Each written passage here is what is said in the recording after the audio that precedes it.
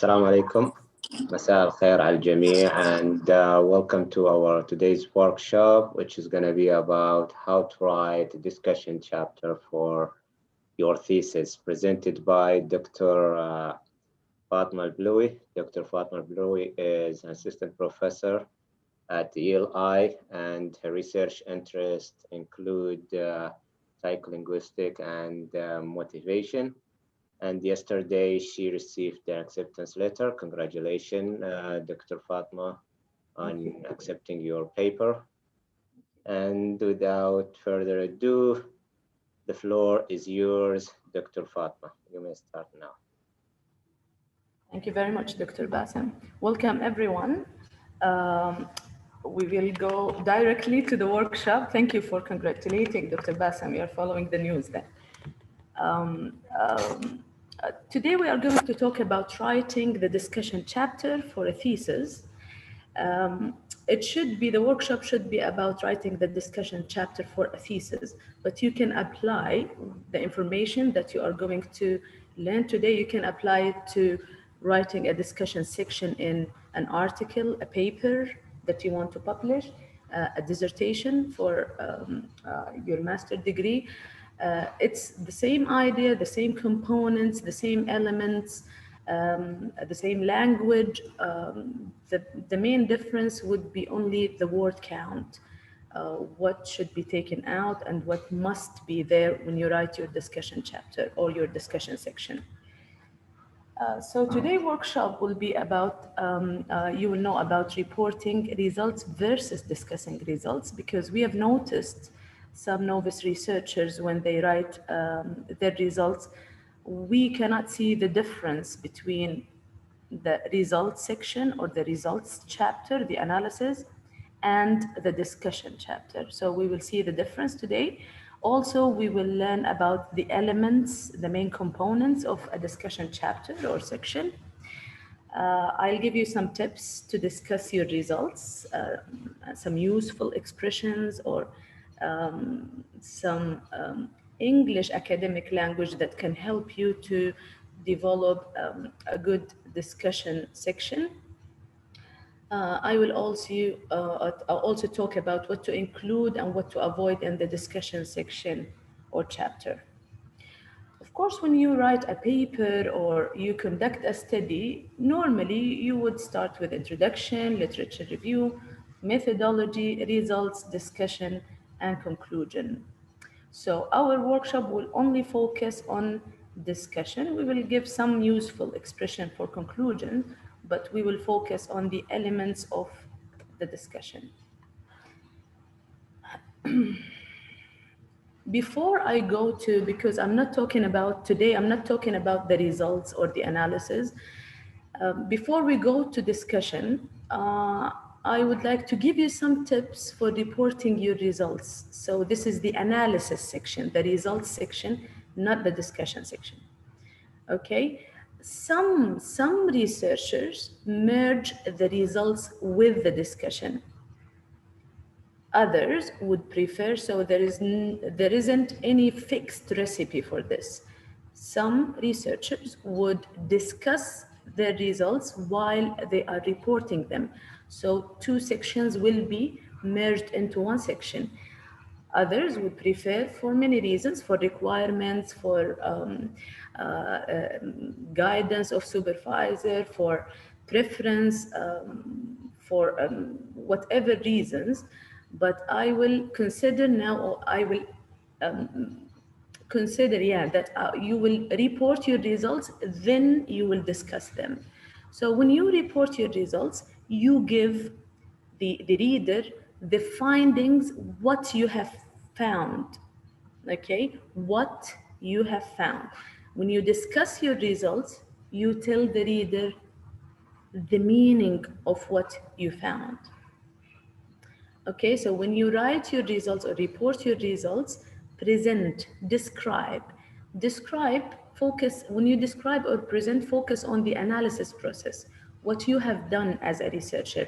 Did you conduct, so normally the findings would be the answer for the research question, right? So when you talk about results, focus on what you have done in order to answer the research question or to test the hypotheses. Either it's qualitative or quantitative. In both cases, the way I will not go into depth in depth when I speak about the analysis or the results section now, how to divide it, how to organize it, but I'll give you general tips before we move to the discussion section. You should focus on the analysis process when you report your results. What you have done, did you conduct the t-test correlation when you are conducting a quantitative study? Did you conduct the thematic analysis, applied thematic analysis, discourse analysis? Tell the reader about the steps and what you have done and what you found exactly. So you are giving us the key results. Of course, when you analyze your data and start reporting the results, you will find that you have more than what you need. For example, if you have a research question that investigates the relationship between X and Y, this is your main focus. This is the question that you want to answer. While you are doing or conducting statistics, you will discover or explore other relationships and other correlations that are not relevant or are not important to your research questions and your research aim. So you cannot report all the findings, all the results that you have found, especially if they are irrelevant, even if they are interesting. Avoid reporting irrelevant results. Focus only on what the analysis revealed and what the participants said if it's qualitative. Tell a story, be creative, try to organize the analysis or the results section in a creative way. Some researchers organize it chronologically, for example, when they organize it. Some organize it thematically, and some organize it by research questions or hypotheses. So they have headings as research questions, and each research question will have the statistics or the qualitative procedure or analysis method that you used and the results of that research question that answered that research question. So be creative, just divide it and organize it, outline it in advance before you start. So you will know which results are important and relevant when you report them based on the organization or the structure of your results or analysis section. Use the right language. Also, we have noticed when we read results section um, that some beginning researchers use language as they just translate, like we distributed, we added, we. There are technical terms, okay, and expressions that you should use with regard to what type of research you are conducting or what type of investigation you are conducting. You have to widen your knowledge and learn new useful expressions that help you to write a good analysis section. Be consistent. Do not jump from one term to the other. For example, if you say teacher, keep saying teachers, don't say tutors. If you don't say students, then say language learners, then students, then language learners. Or, for example, feeling shy, then say something like an anxiety, then just use the technical terms consistently. So when the reader read your report, they can follow up and they know what concept or what variable you are talking about, especially the key terms of your work. If you can, visually present your key findings, that makes it easier to read for some readers or examiners. Just put the key findings, either they are themes or they are quantitative results, for example, put them in diagrams, table, graphs, images. You should be creative when you report your results. But when you write the results section, do not go beyond reporting the results. Do not explain anything. If you are testing hypotheses, just say if the hypothesis is supported or refuted, rejected. If you are, let's say, you are conducting qualitative analysis, just give evidence, a quote, and tell us how you developed the theme and give us evidence of that sub-theme and theme, but do not explain anything. Okay? Going to the discussion chapter or the discussion section, think about what Gray says here. He says, writing without meaning is worthless. A research writing without a proper discussion is like a novel with no ending, and therefore no theme. So just think about it like this. If you don't know how to discuss and end, finalize your project, your investigation with a proper discussion, it's like reading a novel or watching a movie with no ending at the end. What are the main components of a discussion section? What should be included? We expect to see major findings, not all the results or all the findings that you have reported in the results or analysis section, and not copied and pasted. We don't expect you to copy and paste. We expect you to summarize the major finding. It can be a list, it can be a paragraph that summarize the key findings that are very important, what you want the reader to know. It's like a take home message, what you want them to know at the end of the paper when they read your paper, with interpretation, of course, and we will go into more details in a minute. I'm just giving you the main components that we expect to see when we read a discussion. Either it's a 1,000 word or 7,000 word or a chapter or like 5,000 words, it's the same. We expect to see major findings, comparison with the literature, with the existing knowledge, the previous results, prior studies, the contribution, the significance of your study, what did you add to the existing literature, the limitations, difficulties that you have faced during the journey, the process of investigation, and what you recommend for further studies and future researchers to do, taking the lead after you finished or end up your investigation. These are the main components. And again, for some researchers, they like to merge it. I don't know if I mention it here. They like to merge these elements together so you can read them without headings or subheadings. But I'm giving you advice. It's a personal advice. It's better to make it very clear what is the contribution, or what the contribution is, what are the limitations, what is your recommendation. It's better to put it in subheadings or subsections of the discussion chapter, so you can separate it clearly and the reader can find them easily.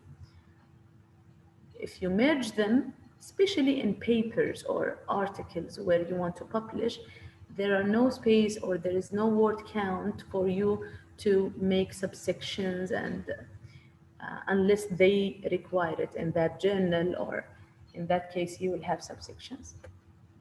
How can I hide this? This is distracting. Give me a moment. Okay. Another personal advice that I would like to give you is to always organize, outline the sections early. Outline in advance. Do not start writing without an outline in your head. Outline in advance. Similar to the results section or the analysis section, decide, do you want to discuss the themes that you explored? Do you want to discuss each research question and answer it and give it a full answer with consideration of all the findings that that your study revealed? Would you like to divide the sample into, for example, Saudi, non-Saudi, or adults and children, or students and teachers? Or maybe you want to discuss the samples and how the findings of each samples are important, and give the way you organize it and outline it from the beginning in advance will help you and make it a much easier task. Maybe you want to divide it by methods. I would like to discuss what the quantitative phase of my study have revealed, or discuss the results of the quantitative results, then discuss the qualitative results, or vice versa. Okay. Also, help yourself by taking notes during the process of conducting the study. While you are collecting data, while you are conducting the interviews, or while you are taking permission, always take notes, especially when it's a PhD, it's a long journey. It's very easy to forget what happened during the process. So it's much easier whenever something you think would be important one day, helping you to discuss something or helping you to explain some results, take it as a background or hidden information that will help you later when you discuss the results. It's, as you know, the investigation, the research journey is a discovery journey. So no matter how knowledge you have, you expect to learn and develop, learn new things and develop new skills while you are conducting the study.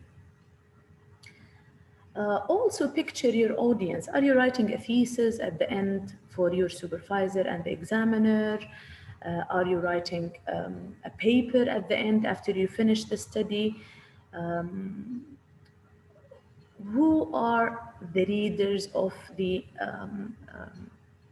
work that you are writing, or the full report that you are writing? Just picture them and think about them. What would be important to them? What would be interesting to them?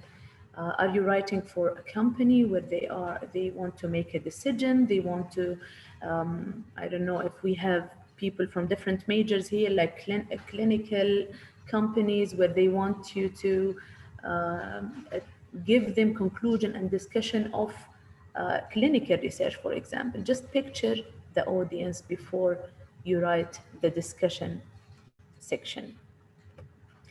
Avoid. These are the common mistakes, and I hope if there are other instructors here who supervise or read research papers, I hope they add any, at the end, they add any common mistakes that they have noticed while they are reading research papers. Of course, avoid repetition. Do not repeat verbatim. Just take what you have said in the results section and repeat it in the discussion. This is a big no, okay? Do not talk about the analysis process. Again, we focused on the analysis process and everything we did, how we transcribed, how we recorded, how we translated, how we analyzed, how we used in vivo, how we used SPSS. These things should not be mentioned at all in the discussion section, never. Do not report any new data or any new evidence. For example, if you are conducting interviews and you are taking segments or quotes as evidence to support your claims, or do not take a new quote or a new sentence that has not been reported in the analysis section or the results section and repeat it again or add it to the discussion section. This is not acceptable. Do not mention any new data, any new evidence, or any new citation. Do not be overly apologetic when you have faced limitations or difficulties. Some limitations are acceptable. So when we read that you faced these limitations, we will talk about limitations later, but do not say things like describe your feelings about how disappointed or how sad you are, or apologize for not being able to do this and this. Because if it's something that is unacceptable, it will remain unacceptable even if you apologize. Okay, you cannot say that I could only collect, for example, 5 responses for my questionnaire and say I'm sorry, this is what I, this is unacceptable. You should have done something else, not report it as a limitation. Okay, also avoid being descriptive, like just saying we have found this and found that. You should be critical. You should, and we will see in the following slides how you can be critical and how you can develop argument and discuss your results. But avoid being descriptive and just describe what has been found. Also avoid overinflation of the importance. Some researchers feel that they have found the answer for the golden question, and that their study is the final answer or the final stage that will help everyone. Do not exaggerate discussing the importance and the significance. You should be realistic and down to earth. Do not overextend the argument without evidence.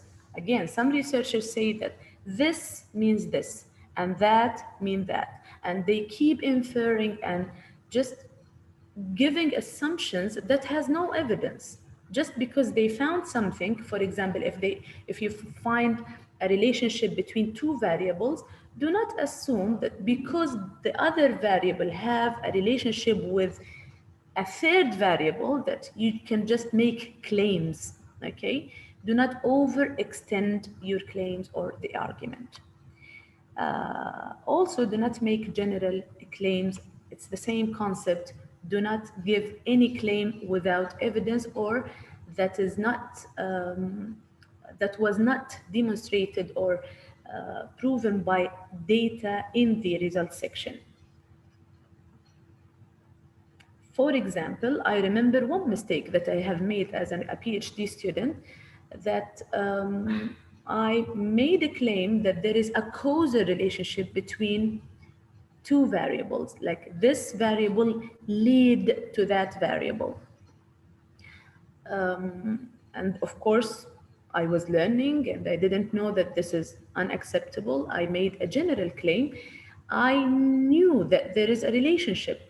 I assumed that there is a relationship based on another study that I've conducted. But in reporting or discussing this result, I just wrote that this caused this or this led to this. And I remember my supervisor, I will not say what he said, but we talked about it, and he convinced me. At the end, I had to conduct a third phase only to test the causal relationship using another or a new advanced tool, which is SEM. I will not go into that, but he asked me to write another 5,000 words just to test the causal relationship. So do not make general claim without connecting it to evidence, scientific evidence. That what is scientific evidence? It is your result, the finding, exact finding. When you make a claim, connect it to exact finding. Okay, now I will speak about each element here. We have major findings, we have comparison, we have contribution. I will talk about each component or each element separately. What is summarizing the major finding? Remember that other researchers will cite this section. So you want to put here the most important findings that you want people to cite or other researchers to cite. Be direct, be declarative, summarize, do not, um, again, repeat verbatim all the results that you have reported earlier. Now you should write a paragraph or two, a sentence or two if it's a paper, okay? Just give a very short summary about the major findings. Remind the reader of any major patterns or relationships that you have established at the end of your investigation. How can you select the major findings? Just think about your research questions, your objectives, your hypotheses. End with what you have started with. Think about very interesting or unexpected results. I've noticed also that some researchers feel disappointed if they have a hypothesis and they have expectations. These hypotheses, if they are rejected or the expectations are not met, they feel disappointed, and sometimes they think that this is a bad thing that shouldn't be reported.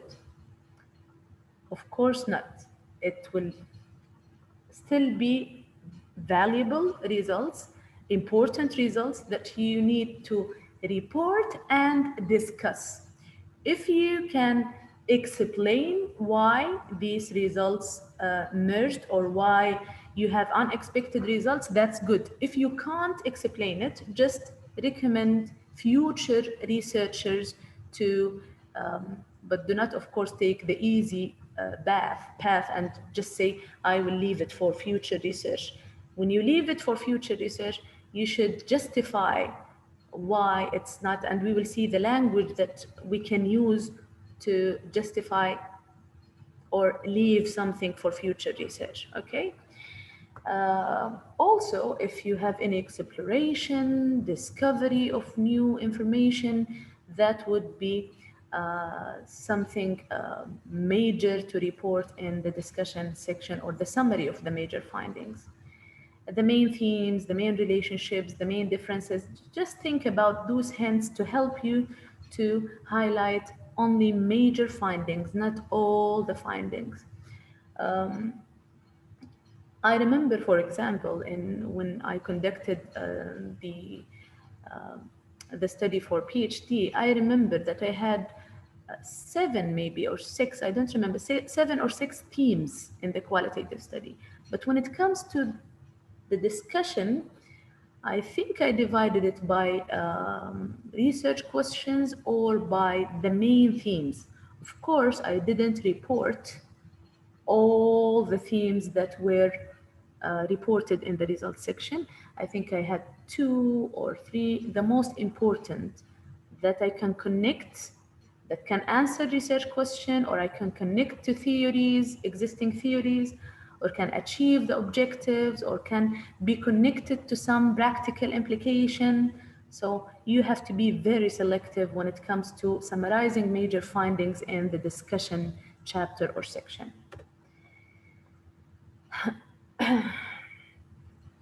So what does interpreting those findings mean? When I said earlier, do not explain anything when you report.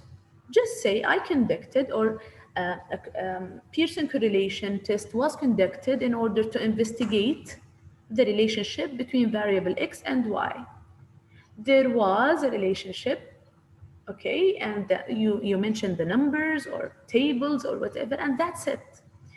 Now, in the discussion chapter, you need to interpret, you need to explain those findings. Okay? You need to make sense of the findings. You need to consider alternative interpretation. Even when you explain, of course, you put, I said here, locate your findings in a broader context in the literature. We will talk about linking later. But now I want you to, when you explain, just think, you are the researcher now. You are the one who conducted the investigation, and you can connect dots to each other and explain why things that were expected merged as you expected, and try to explain why other things that you expected didn't merge. Even when you explain, consider other researchers or the reader. Any alternative interpretation, just discuss them. Justify why you think your explanation is better.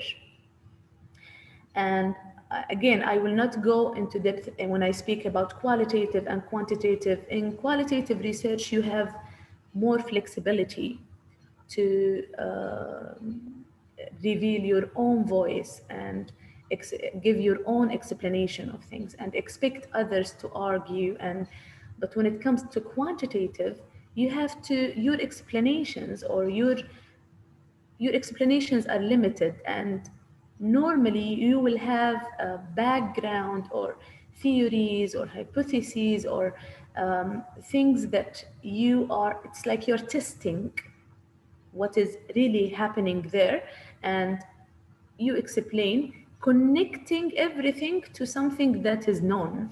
But in qualitative, it's more explorative. You have your own voice and you have more flexibility, as I said. Now you think about the mechanism as this. Answer the research question and claim knowledge now. You are not claiming knowledge without evidence. You already reported the results and you can claim, you can even use the present simple. And I don't know if you all know that present simple is used to talk about facts and habits. Present simple, when we say it adds, it contributes, it when we say the findings show or reveal, or we are using present simple here in the discussion chapter because we are talking about things as if they are facts now. Why are we confident about this knowledge? Because we already have our own findings that we are explaining now. Also, critically evaluate and assess your own results. Do not be critical. Do not hesitate to criticize your own results and talk about the weaknesses and explain that there are these findings or this exact results might be that way because of this. Criticize yourself. Do not ignore conflicting and unexpected results. As I said, these are not bad results. Um, uh, it's the opposite way, that conflicting and unexpected results are the most interesting results in any investigation. Now you can infer, you can suggest, which we will talk about later. You can suggest future direction of the mainstream research. You can give new ideas. You can give implications to different groups, and we will talk about this later. Also, when you explain the findings, reference to existing theory. Think about if, especially if you started with a theory. Of course, in qualitative research, sometimes you start with no theory and your aim is to develop a theory. Sometimes you start with no theory, but in the middle, you apply a theory. You find a theory to apply to your data. And in quantitative research, we start with a theory, and sometimes we test part of the theory, or test the full theory, or test half of the theory, or trying to add something to the theory. What was your plan when you started? Maybe you planned for something, but something else happened. Now you should connect your results to that existing theory and say if your results confirm the theory, substantiate it or expand it, add more variables or modify it, change something, remove something. Just now you can, because you have results and you have evidence, you can manipulate existing theory or confirm it. This is again a personal advice. List things you did not know in the beginning when you started. I'm talking here about skills, research skills. I'm talking about information. Some researchers conduct an investigation out of curiosity.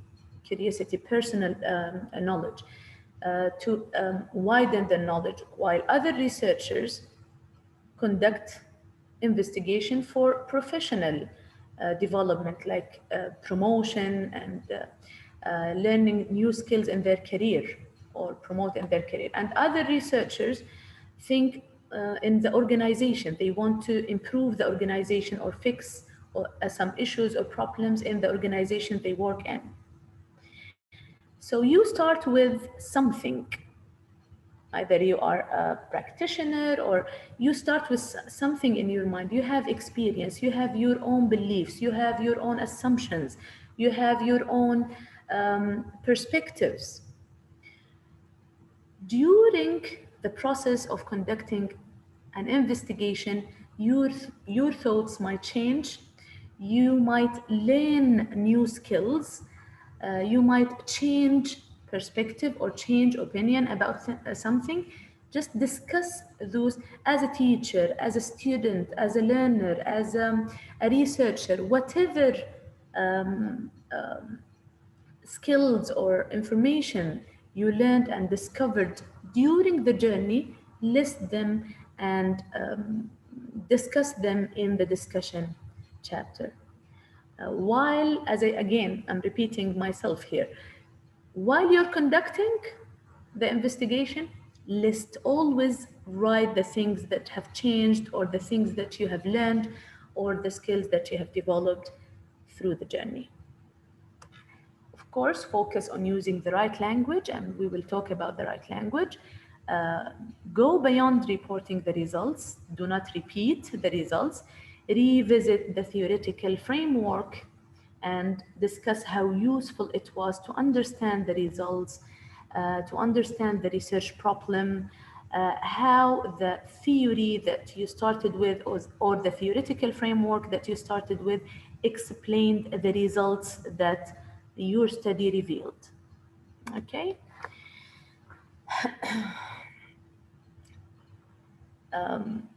This is something I don't know. I'll go. I moved this to the end of the presentation, so I leave it for later. These are useful expressions for discussing the meaning of major findings. So after summarizing, which we said here, after summarizing the major findings, we interpret or explain the meaning of these findings. These are useful expressions. I expect that we can give you the, or I don't know, Dr. Bassem, if you will share the presentation, so the attendees can get back to these expressions later. These expressions will help you to discuss the meaning, the implication of these findings, the result. These are the meaning in general. The results of this analysis is consistent with, there are some expressions here that are related to something else, another concept, but you can explain the meaning using these expressions. And when you discuss, and a while ago, I was revising a discussion chapter with one of the attendees here, and I remember that I said he was beautifully connecting the results with previous literature, but it was not clear what finding is connected. So, for example, when you say something like the findings, even earlier when I said avoid general claim, I forgot to mention this. Do not say the findings, the results of the study or of the present study, because we don't know what finding or what result are you talking about here. When you say the findings are consistent with Khalid in 2010 and Sarah in 2020, and we don't know what finding. Just say what finding, the difference between the relationship that was revealed. Mention the finding itself. Just make it clear. The paragraph will start with a topic sentence, and we have one topic sentence in the beginning that shows us what findings you're talking about here when you discuss the meaning of that finding. Another element is linking the results to the literature. This is the core of the discussion chapter. And I remember as a student, I remember even that I copied the literature review and pasted it into a new file so I can connect, I can link, and I can read my literature review section again. That's why I said here, revisit the literature review. So I can see what I have reported in the literature review in order to be able to link it to my own results. Now you should compare your results to previous results and balance your argument. You have to focus on agreements and disagreements. Do not only report people who agree with you or researchers who have found something similar to your own results. Be specific, link your results to similar or contradicting results, confirm or defer or add to the literature. And we will see some expressions, useful expressions, how we can link our own result to another study in the prior study in order to confirm what they have said, or to report something that differ from them, or to add to what to the existing knowledge or the existing results in the literature. Sometime after linking, especially when you are the only or all the prior studies are reporting something different than what you are reporting or discussing, now expect new questions to emerge, expect new arguments to emerge, and you have, as I said, to explain why you answer these questions yourself, why your results are not similar to previous results, and justify and mention specific factors that affected the result, or leave it, as I said, with justification for future research. These again are useful expressions for comparing results with prior studies. Contrary to the findings of, by comparing the results from, in line with the ideas or in line with the findings of Fulan and Fulan. Similar conclusion was reached. As I said, these are, and if you search, you will find more and more and more expressions, but we want you to get familiar with the academic language or the academic English expressions that we use when we write research papers or research reports, okay? What about contribution? What is contribution? Contribution is all about the significance. What did you add to the field? What gap did you fill? What's new? How did you contribute to the literature? Do you deserve to be considered one of the scholars in the field because you added some knowledge to the existing knowledge that we already have? Why is your work important? Highlight the contribution to the current knowledge. Emphasize again here in this section, emphasize the originality of the work. How your work filled the gap, or of course you will use again expressions like you will revisit the literature review and see what gap you have identified, and use the same expressions like, as we mentioned earlier,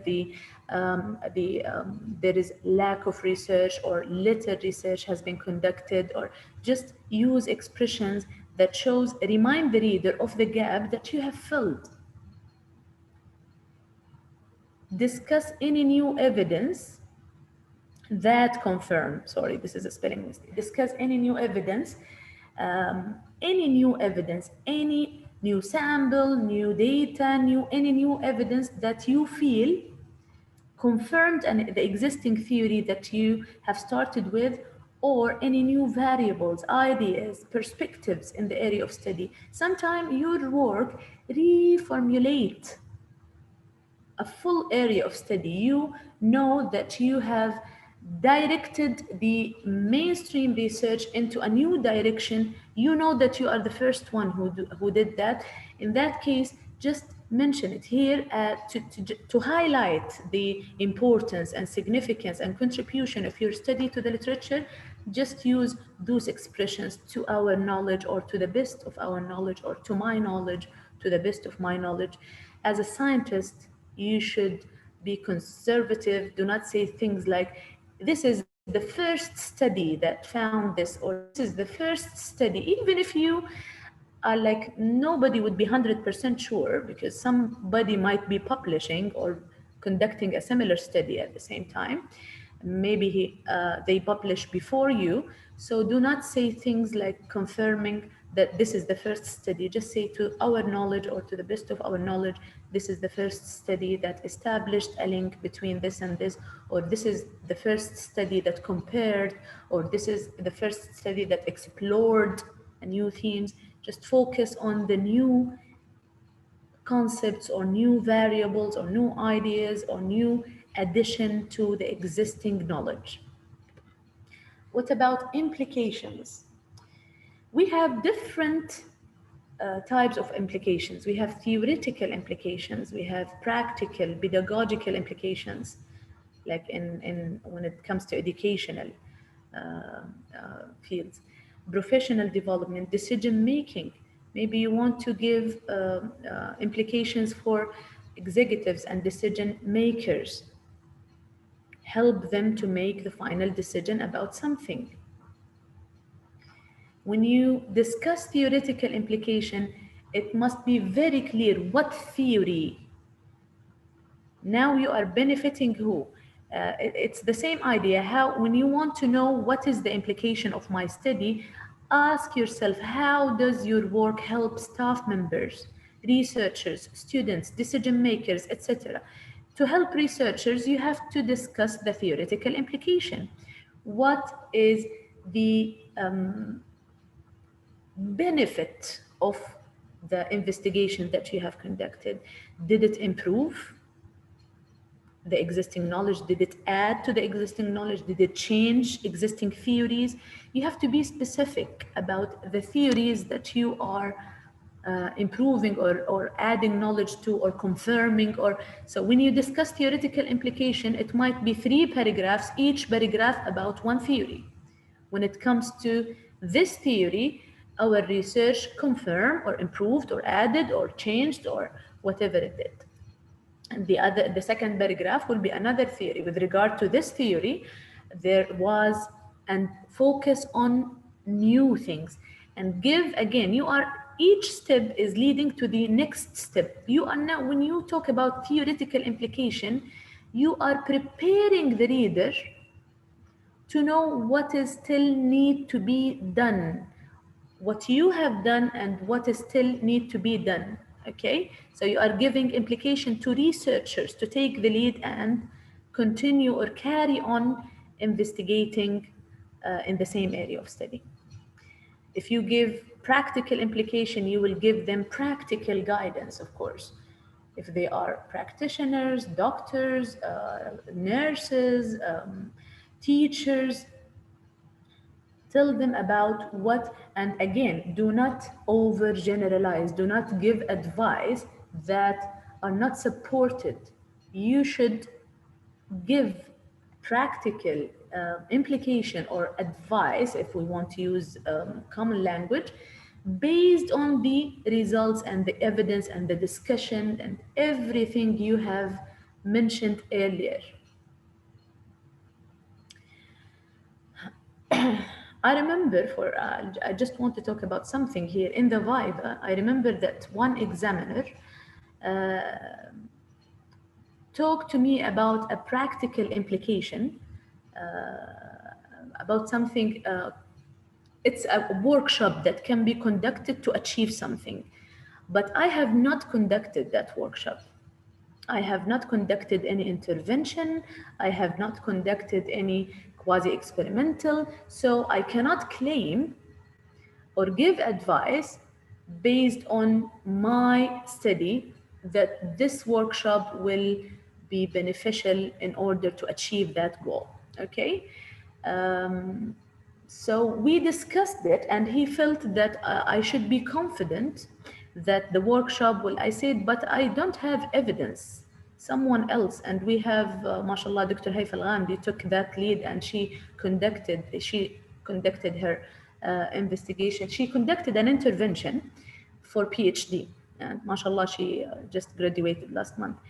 I said, there is someone else who will conduct the intervention and take the lead. They said, but you, because you are merging two disciplines, I was merging psychology with linguistics. So they said, you have read enough in psychology research in order to apply what they have done into, because the theory that we have applied from psychology research, from psychology discipline into linguistic was applicable.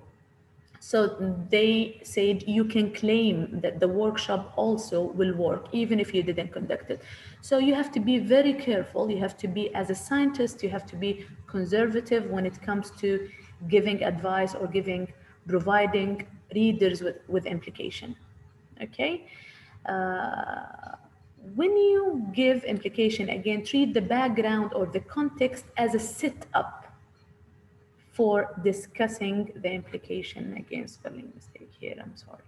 Discussing the implication. When you discuss the implication, treat the background. Always think about the background, the sample, the context, the surrounding circumstances that happened during the investigation.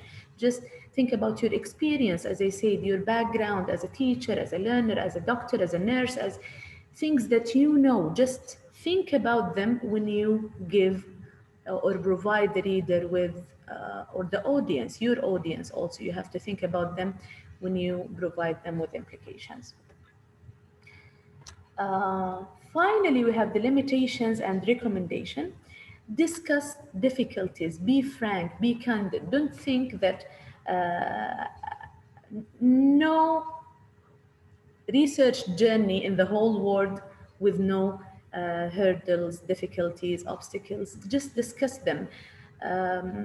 Readers, especially when it's a thesis or dissertation, your examiner, your supervisor would love to know about the difficulties that you faced and how you overcame them, how you dealt with them, what you learned from them, if it's a skill that you have learned during the journey because of, um, uh, in order to make your journey easier, if you learned or you took a training or whatever you have done in order to overcome that difficulty, tell these stories, especially if they are stories of recovery.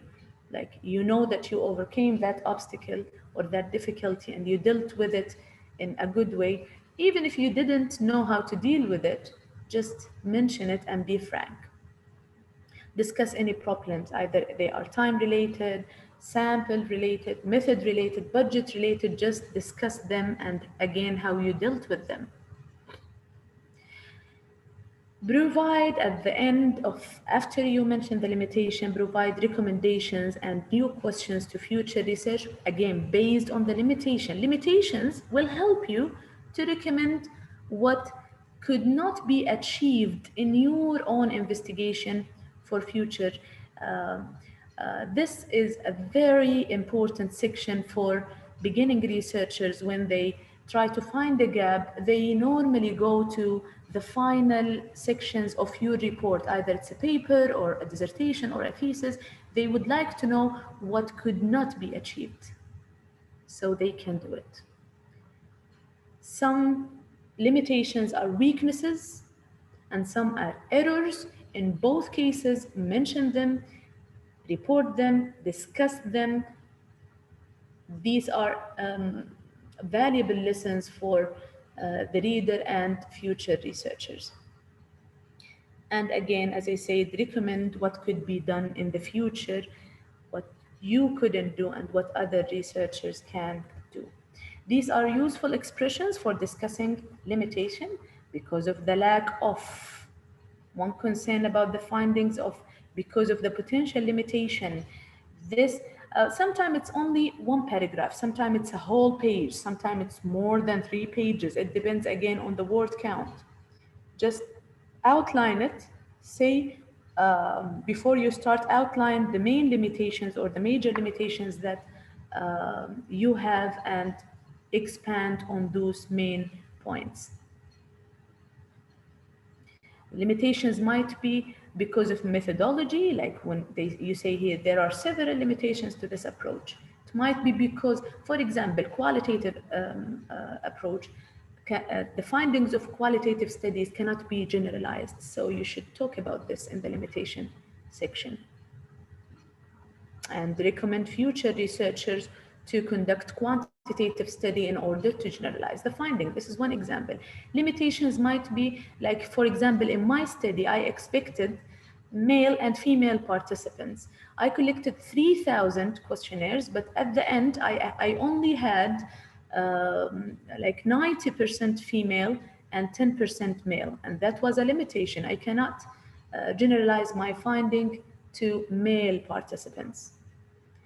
So limitation can be related to methodology, to sample, to time, budget, whatever you have, just talk about it and discuss it.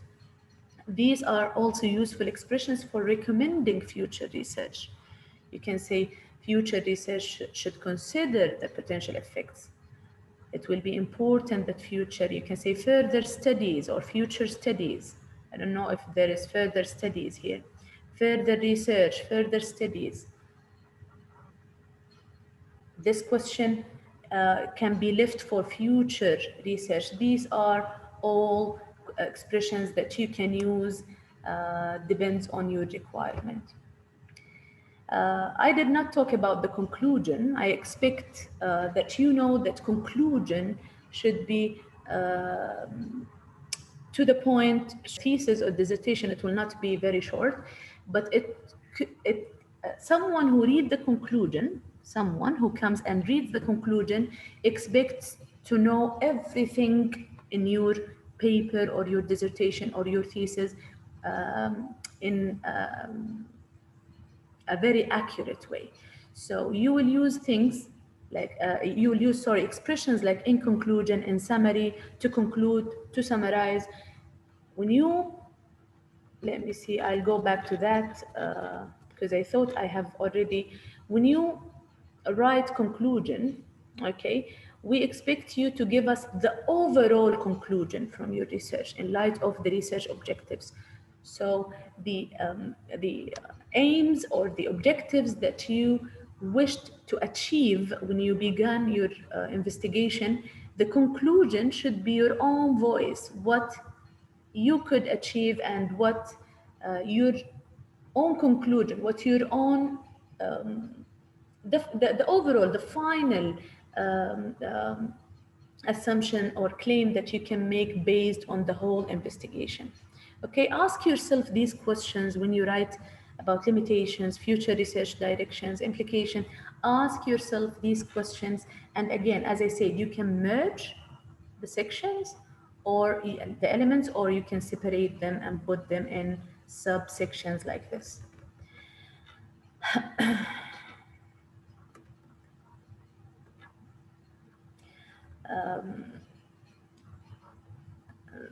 When I say summarize, I know that especially in dissertation and thesis, you expect repetition. Like we expect in the conclusion section to see repetition of, this is the only section that we expect repetition, but in summarized language, like you say, this study was conducted to this aim, to achieve this aim, and the findings revealed this conclusion.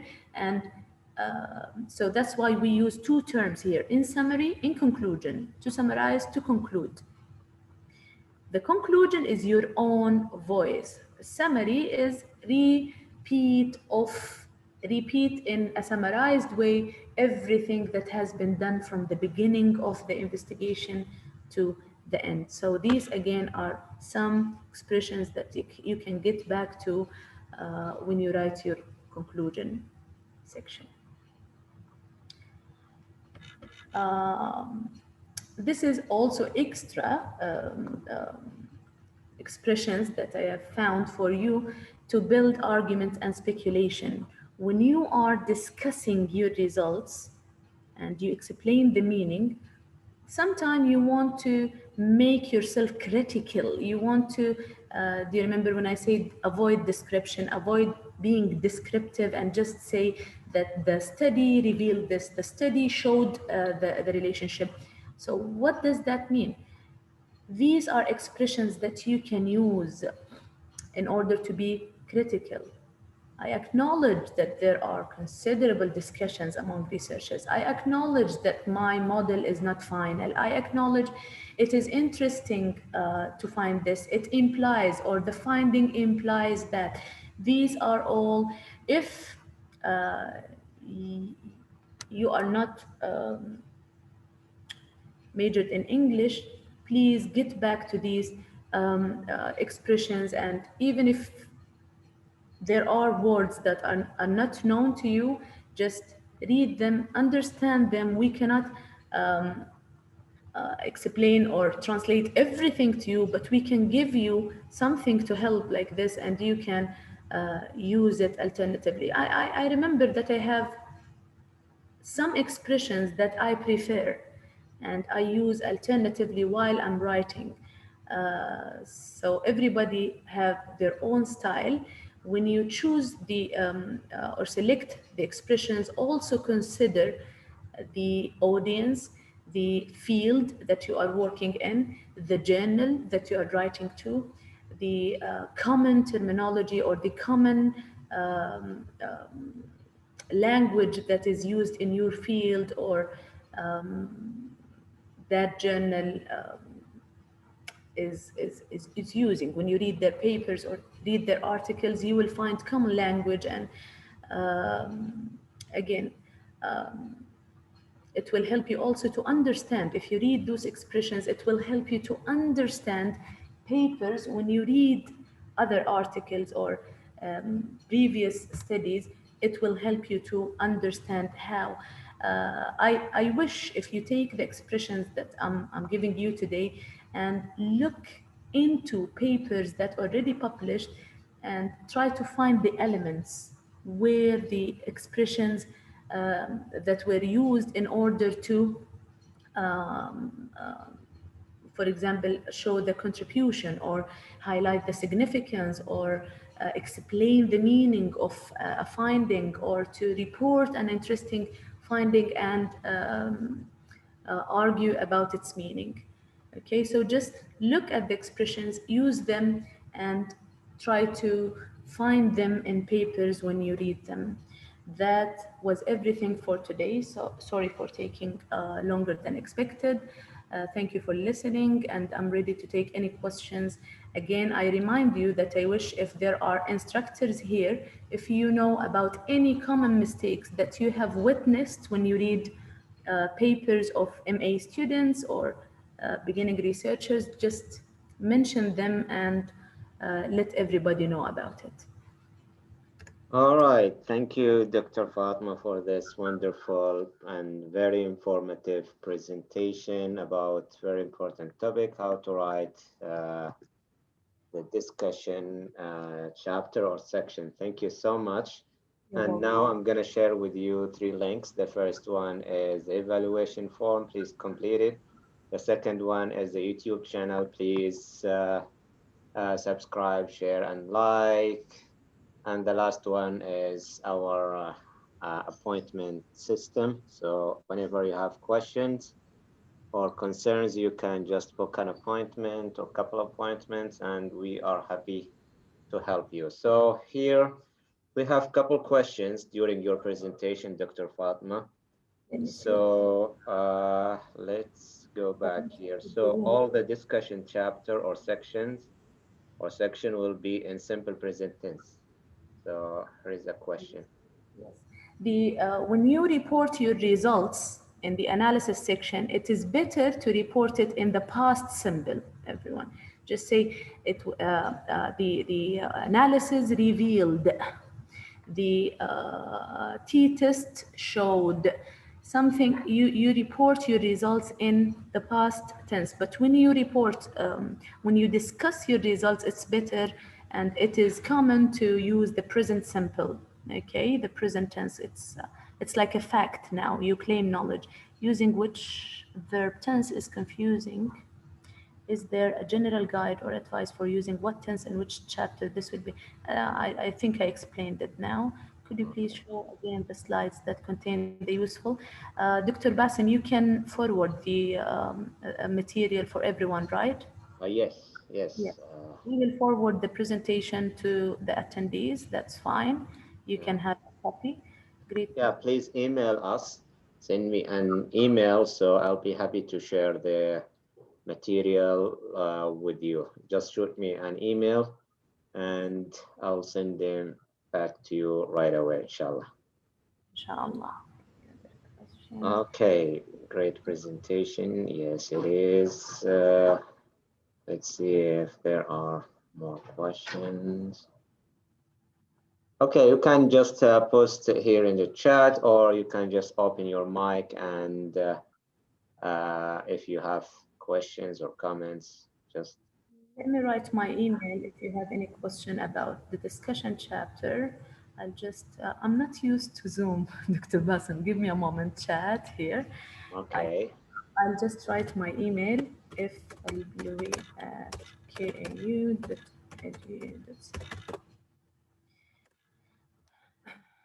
But please, when you send emails about this workshop, if you have any questions, just write in the subject about the discussion workshop or the discussion chapter workshop.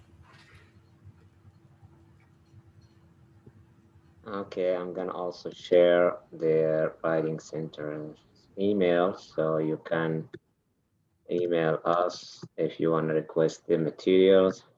We already received a couple emails, by the way, Dr. Fatimah, asking for materials.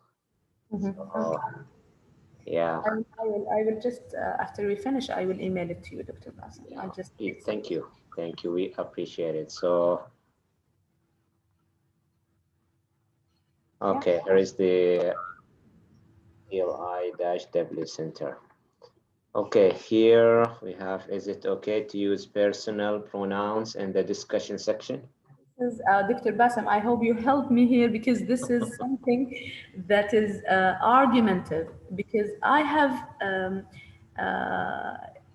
I remember in 2009, 2000, when the first time I studied about the academic English, it was a pre-sessional English course. I remember they said you never use the pronouns, okay, like I, we, because you need to be humble, you need to use the passive voice. But recently, it is absolutely okay. You can see high impact journals using the pronouns in the discussion section. When it's a team, they say we. When it's because sometimes passive voice is unnecessarily used. So we see a sentence in a passive voice just because you want to avoid the pronoun use, and it doesn't make sense. Why are you using passive voice here? المبني للمجهول. Okay, so it's absolutely fine. Do you agree, Dr. Bassem? I need your help here. Yes, I agree with you. So the genre of academic writing is changing. So as you said, 10 years back, you are not allowed to do this. But during these years, there is what we have, what they call it the authorial stance or the authorial voice. You need to voice yourself. You need to say, hey, I'm here. This is my work. I do this and I did that. So yes, but still it is a disciplinary writing. So some fields accept this, other fields would say, no, please don't do this, especially in medical English and some science, you know, fields. They might say, no, we don't accept this. But generally speaking, the genre is changing. So now even medical fields sometimes will say, okay, it's okay if you use we. So this is explicit we, explicit I, explicit pronoun, what they call it, authorial stance or authorial voice. And So yeah, again, I agree with you, totally agree with you. We mentioned earlier that, again, you should consider the audience, if you're writing for a journal, if you're writing for examiners, thesis, dissertation, you should consider, and you can even ask your supervisor if it's okay for them or for the department or for the journal. There is a question here about when results opposite the research question. I don't know, the name is A. I just want you to get back to the slides again, to the presentation. We talked about unexpected results or conflicting results. Again, you have two options. Either you discuss and explain why if you can, of course, within your ability, if you can explain why, maybe because it's a new methodology, maybe because it's a new lenses, maybe because you have a new sample. If you can explain why there are unexpected results, or either it's a research question or a hypothesis. If it's not expected, explain it, or say, use the useful expressions that we have presented, like this question remains unanswered, and further studies need to be conducted in order to answer this question or to explain this conflict or this unexpected result. I'm sure that you mean hypotheses here, not question, because when we ask questions, we don't know the answer. When we create or formulate hypotheses, we have expectations, and the results would be opposite, as you said, or not as we expected. Any other questions? Oh, yeah. Are there any other comments, questions?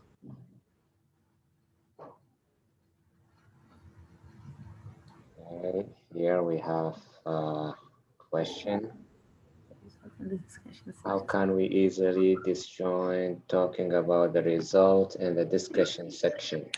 Dr. Fatimah? Yes. I'm asking about what the difference between a pedagogical research or theoretical research in discussion. Again, can you repeat your question? In discussion, slides of theoretical research or pedagogical research. Pedagogical, because I missed this slide. What the difference? Yeah. You mean implication. When you talk about theoretical implication, you are telling the reader what your results added to theories. Okay, so you are benefiting whom here? What is the target here? Who will benefit from these results are the researchers. People who work in research field, they know that you have changed a theory, you have added something to a theory, you have modified a theory, you have confirmed a theory. So you talk about what your results added to the research field. But when you talk about practical or pedagogical, even if it's not pedagogical, practical in general, even if it's nurses or you are telling again the practitioners or the people who works in practice what they can do to solve their problems, to improve their performance based on the results that you found. You give them advice in common language, okay? Practical advice. At practical, like implement or improve something. No. For example, if I give a practical implication to teachers, I would say to the Ministry of Education, you have to train teacher based on my findings, based on the discussion of my findings. I'm giving you advice for decision makers to add this concept or this part into the training or the bachelor modules of this major in order to prepare teachers with this new skill or this new idea or this new concept. Or I give advice to the teachers in order to benefit from my results, to focus on this concept, or to use this concept, or to apply it in their classrooms. If I have results about nurses, for example, let's say that we have found that nurses, when they are female, their anxiety increase if they work in night shift, for example. Let's say this is a very general example. I would give implication for decision makers in order to change the shift. It's to decrease the anxiety level of the nurses. Did you get the point? So you are talking on a practical level now. What is the benefit? What is the advice? What we can do with your results? There is a question here about how to disjoint the, talking about the results. You are not disjointing here. You will repeat the results, but not in detail. So you will, in results section, in analysis section, you have written a full paragraph about one finding, a full paragraph. We conducted this interview and found this, and we give example, we give support, evidence, we give numbers, we give, but now we only say the difference that was found or revealed between male and female. This is a finding. I'm repeating the finding in a short manner, implies or means, or now you are discussing, you are explaining, okay? The relationship between this factor and this factor implies, means, and you, again, you have to go to the useful expressions that we have presented in order to connect a specific or a particular finding to, to discuss a particular finding and give its, make it make sense or give an explanation for it. I don't know if it will be uploaded on YouTube. That's up to Dr. Bassem, sure. Yes, inshallah, within 24 hours, inshallah, we will upload this workshop. So we have a question here. If I get the same results like last studies, what should I do at this situation? If you Akram, if you mean that you have already conducted a study and finished, that's a good thing. You are confirming. You are confirming. You are adding evidence. You say that this study added, and you will again use the useful expressions that we talked about linking studies, linking results with previous results. So you will say these results are consistent in line with the last study that I've conducted. We have new evidence, or we have similar results that support the same conclusion. You're welcome, everyone. You're welcome.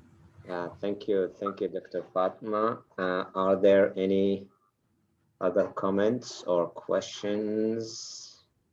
I guess we have one here from Noah. Attitudes about using an online tool, for example, how would I organize the report? I mean, how the outline would look like.